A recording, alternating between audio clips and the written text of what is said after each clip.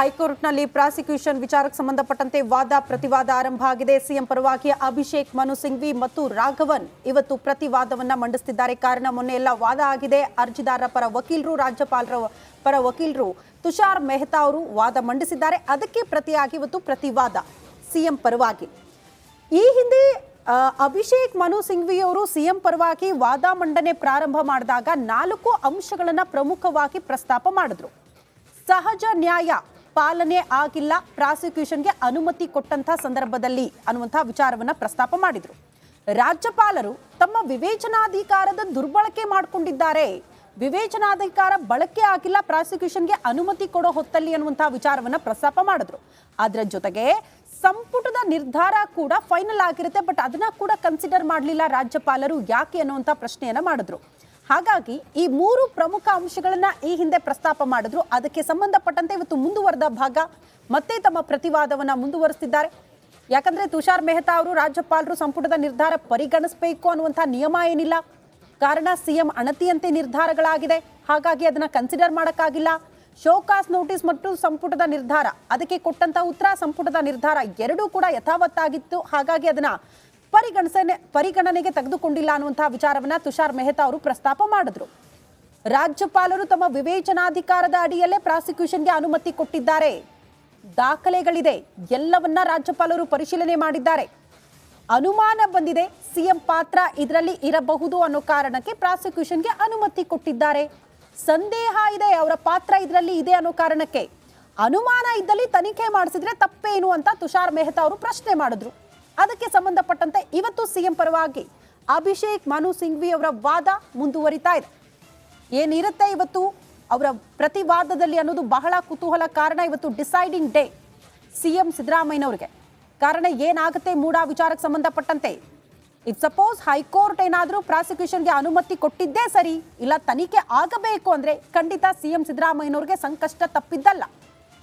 ಇಲ್ಲ ಸಿಎಂ ಪಾತ್ರ ಏನೂ ಇಲ್ಲ, ಅವರು ನೇರ ಭಾಗಿಯಾಗಿದ್ದಾರೆ ಅನ್ನೋದಕ್ಕೆ ದಾಖಲೆಗಳಿಲ್ಲ, ಅವ್ರಿಗೂ ಇದಕ್ಕೂ ಸಂಬಂಧ ಇಲ್ಲ ಅನ್ನೋ ರೀತಿಯಲ್ಲಿ ಏನಾದರೂ ಆದೇಶ ಬಂದ್ರೆ ಸಿಎಂ ಸೇಫ್ ಆಗ್ತಾರೆ ಅಂತ. ಹಾಗಾಗಿ 2 ನಿರ್ಧಾರಗಳಲ್ಲಿ ಹೈಕೋರ್ಟ್ನ ಆದೇಶ ಏನಾಗಿರುತ್ತೆ ಅನ್ನೋದು ಬಹಳ ಕುತೂಹಲ. ಸಹಜವಾಗಿ ಸಿಎಂ ಸಿದ್ದರಾಮಯ್ಯನವರಿಗೆ ಟೆನ್ಷನ್ ಅಂತೂ ಇದ್ದೇ ಇದೆ ಮೂಡಾ ವಿಚಾರಕ್ಕೆ ಸಂಬಂಧಪಟ್ಟಂತೆ. ರಾಘವನ್ ಮತ್ತು ಅಭಿಷೇಕ್ ಮನು ಸಿಂಘ್ವಿ ಸಿಎಂ ಪರವಾಗಿ ವಾದ ಮಂಡನೆ ಮಾಡೋದಕ್ಕೆ ಮುಂದಾಗಿದ್ದಾರೆ. ಮೊನ್ನೆ 9ನೇ ತಾರೀಕು ಕೂಡ ರಾಘವನ್ ಅವರು ಈ ಹಿಂದೆ ಏನು ಅರ್ಜಿದಾರರ ಪರ ವಕೀಲರು ಪ್ರಶ್ನೆ ಮಾಡಿದ್ರಲ್ಲ, ಅದಕ್ಕೆ ಸಂಬಂಧಪಟ್ಟಂತೆ ಒಂದಷ್ಟು ಪ್ರತಿವಾದವನ್ನ ಮಾಡೋ ಕೆಲಸಗಳನ್ನ ಕೂಡ ಮಾಡಿದ್ರು. ಇವತ್ತು ಮುಂದುವರೆದ ಭಾಗ ಅಭಿಷೇಕ್ ಮನು ಸಿಂಘ್ವಿ.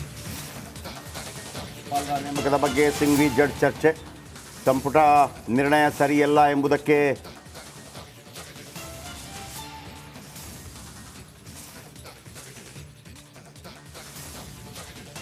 ರಾಜ್ಯಪಾಲರ ನಿರ್ಣಯದ ಬಗ್ಗೆ, ನಾಟ್ ನೇಮಕದ ಬಗ್ಗೆ. ಪ್ಲೀಸ್ ಚೇಂಜ್ ಮಾಡಿ.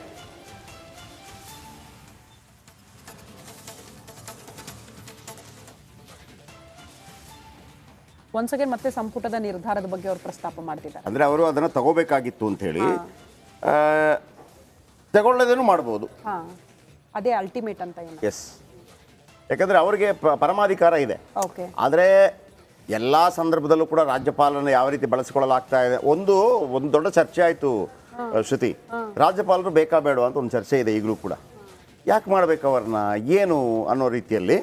ಆದರೆ ನಾನು ಮೊದಲೇ ನಿಮ್ಗೆ ಹೇಳಿದ್ನಲ್ವಾ, ಇದು ಈಗಲೂ ಕೂಡ ಪ್ರಜಾತಂತ್ರ ವ್ಯವಸ್ಥೆ ಬಂದಾಗ ಜನರಿಂದ ಆಯ್ಕೆ ಆಗೋದು ಒಂದು ಬಿಟ್ಟರೆ ಉಳಿದದ್ದು ಅವರು ಮಾಡುವಂಥ ಎಲ್ಲ ನಿರ್ಧಾರಗಳು ಕೂಡ ಮೊದಲು ರಾಜಾಭರಣ ಯಾವ ರೀತಿ ಇತ್ತು ಅದೇ ಥರ. ಹೌದು, ಪ್ರಧಾನಮಂತ್ರಿ, ರಾಷ್ಟ್ರಪತಿ ಅಂದರೆ ಚಕ್ರವರ್ತಿ ಇದ್ದಾಗೆ, ಅವ್ರಿಗೊಬ್ಬ ಪ್ರಧಾನಮಂತ್ರಿ, ಆ ನಂತರ ತುಂಡರಸರು, ಅವರೆಲ್ಲ ರಾಜ್ಯಪಾಲರು, ಅವ್ರಿಗೊಬ್ಬ ಮಂತ್ರಿ, ಅವರೆಲ್ಲ ಮುಖ್ಯಮಂತ್ರಿ, ಈ ಥರದ ವ್ಯವಸ್ಥೆ ಅದು.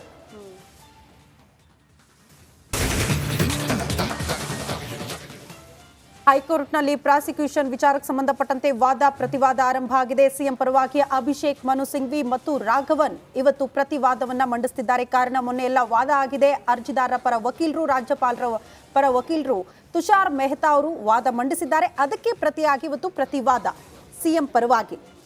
ಈ ಹಿಂದೆ ಅಭಿಷೇಕ್ ಮನು ಸಿಂಘ್ವಿ ಅವರು ಸಿಎಂ ಪರವಾಗಿ ವಾದ ಮಂಡನೆ ಪ್ರಾರಂಭ ಮಾಡಿದಾಗ 4 ಅಂಶಗಳನ್ನ ಪ್ರಮುಖವಾಗಿ ಪ್ರಸ್ತಾಪ ಮಾಡಿದ್ರು.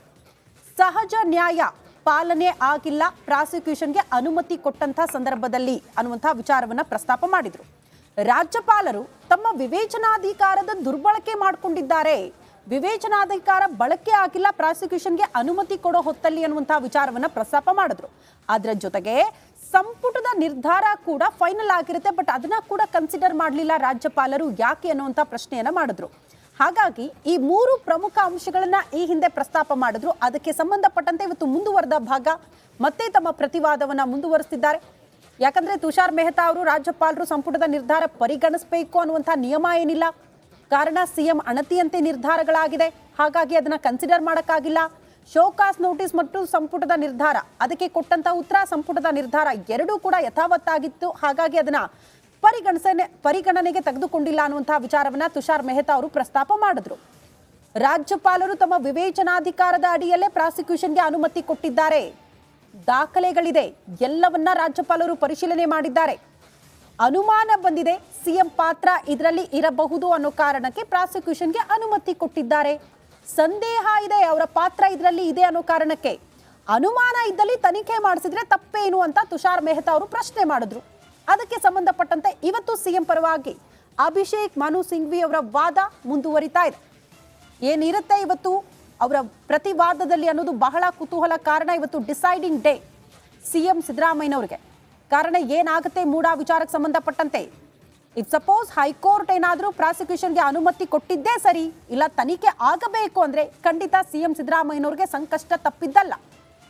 ಇಲ್ಲ ಸಿಎಂ ಪಾತ್ರ ಏನೂ ಇಲ್ಲ, ಅವರು ನೇರ ಭಾಗಿಯಾಗಿದ್ದಾರೆ ಅನ್ನೋದಕ್ಕೆ ದಾಖಲೆಗಳಿಲ್ಲ, ಅವ್ರಿಗೂ ಇದಕ್ಕೂ ಸಂಬಂಧ ಇಲ್ಲ ಅನ್ನೋ ರೀತಿಯಲ್ಲಿ ಏನಾದರೂ ಆದೇಶ ಬಂದ್ರೆ ಸಿಎಂ ಸೇಫ್ ಆಗ್ತಾರೆ ಅಂತ. ಹಾಗಾಗಿ 2 ನಿರ್ಧಾರಗಳಲ್ಲಿ ಹೈಕೋರ್ಟ್ನ ಆದೇಶ ಏನಾಗಿರುತ್ತೆ ಅನ್ನೋದು ಬಹಳ ಕುತೂಹಲ. ಸಹಜವಾಗಿ ಸಿಎಂ ಸಿದ್ದರಾಮಯ್ಯನವರಿಗೆ ಟೆನ್ಷನ್ ಅಂತೂ ಇದ್ದೇ ಇದೆ ಮೂಡಾ ವಿಚಾರಕ್ಕೆ ಸಂಬಂಧಪಟ್ಟಂತೆ. ರಾಘವನ್ ಮತ್ತು ಅಭಿಷೇಕ್ ಮನು ಸಿಂಘ್ವಿ ಸಿಎಂ ಪರವಾಗಿ ವಾದ ಮಂಡನೆ ಮಾಡೋದಕ್ಕೆ ಮುಂದಾಗಿದ್ದಾರೆ. ಮೊನ್ನೆ 9ನೇ ತಾರೀಕು ಕೂಡ ರಾಘವನ್ ಅವರು ಈ ಹಿಂದೆ ಏನು ಅರ್ಜಿದಾರರ ಪರ ವಕೀಲರು ಪ್ರಶ್ನೆ ಮಾಡಿದ್ರಲ್ಲ, ಅದಕ್ಕೆ ಸಂಬಂಧಪಟ್ಟಂತೆ ಒಂದಷ್ಟು ಪ್ರತಿವಾದವನ್ನ ಮಾಡೋ ಕೆಲಸಗಳನ್ನ ಕೂಡ ಮಾಡಿದ್ರು. ಇವತ್ತು ಮುಂದುವರೆದ ಭಾಗ ಅಭಿಷೇಕ್ ಮನು ಸಿಂಘ್ವಿ. ನೇಮಕದ ಬಗ್ಗೆ ಸಿಂಘ್ವಿ ಜಡ್ಜ್ ಚರ್ಚೆ, ಸಂಪುಟ ನಿರ್ಣಯ ಸರಿಯಲ್ಲ ಎಂಬುದಕ್ಕೆ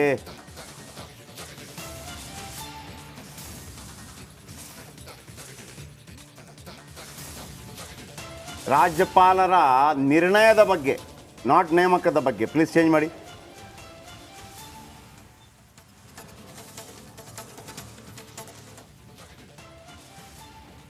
ಒನ್ಸ್ ಅಗೇನ್ ಮತ್ತೆ ಸಂಪುಟದ ನಿರ್ಧಾರದ ಬಗ್ಗೆ ಅವರು ಪ್ರಸ್ತಾಪ ಮಾಡ್ತಿದ್ದಾರೆ. ಅಂದರೆ ಅವರು ಅದನ್ನು ತಗೋಬೇಕಾಗಿತ್ತು ಅಂತ ಹೇಳಿ ತಗೊಳ್ಳೋದೇನು ಮಾಡ್ಬೋದು. ಅದೇ ಅಲ್ಟಿಮೇಟ್ ಅಂತ ಏನು. ಎಸ್, ಯಾಕಂದರೆ ಅವರಿಗೆ ಪರಮಾಧಿಕಾರ ಇದೆ. ಓಕೆ. ಆದರೆ ಎಲ್ಲ ಸಂದರ್ಭದಲ್ಲೂ ಕೂಡ ರಾಜ್ಯಪಾಲನ ಯಾವ ರೀತಿ ಬಳಸಿಕೊಳ್ಳಲಾಗ್ತಾ ಇದೆ, ಒಂದು ದೊಡ್ಡ ಚರ್ಚೆ ಆಯಿತು ಶ್ರುತಿ. ರಾಜ್ಯಪಾಲರು ಬೇಕಾ ಬೇಡ ಅಂತ ಒಂದು ಚರ್ಚೆ ಇದೆ ಈಗಲೂ ಕೂಡ. ಯಾಕೆ ಮಾಡ್ಬೇಕು ಅವ್ರನ್ನ, ಏನು ಅನ್ನೋ ರೀತಿಯಲ್ಲಿ. ಆದರೆ ನಾನು ಮೊದಲೇ ನಿಮ್ಗೆ ಹೇಳಿದ್ನಲ್ವಾ, ಇದು ಈಗಲೂ ಕೂಡ ಪ್ರಜಾತಂತ್ರ ವ್ಯವಸ್ಥೆ ಬಂದಾಗ ಜನರಿಂದ ಆಯ್ಕೆ ಆಗುವುದು ಒಂದು ಬಿಟ್ಟರೆ ಉಳಿದದ್ದು ಅವರು ಮಾಡುವಂಥ ಎಲ್ಲ ನಿರ್ಧಾರಗಳು ಕೂಡ ಮೊದಲು ರಾಜಭರಣ ಯಾವ ರೀತಿ ಇತ್ತು ಅದೇ ಥರ. ಹೌದು. ಪ್ರಧಾನಮಂತ್ರಿ, ರಾಷ್ಟ್ರಪತಿ ಅಂದರೆ ಚಕ್ರವರ್ತಿ ಇದ್ದಾಗೆ, ಅವ್ರಿಗೊಬ್ಬ ಪ್ರಧಾನಮಂತ್ರಿ, ಆ ನಂತರ ತುಂಡರಸರು, ಅವರೆಲ್ಲ ರಾಜ್ಯಪಾಲರು, ಅವ್ರಿಗೊಬ್ಬ ಮಂತ್ರಿ, ಅವರೆಲ್ಲ ಮುಖ್ಯಮಂತ್ರಿ, ಈ ಥರದ ವ್ಯವಸ್ಥೆ ಅದು.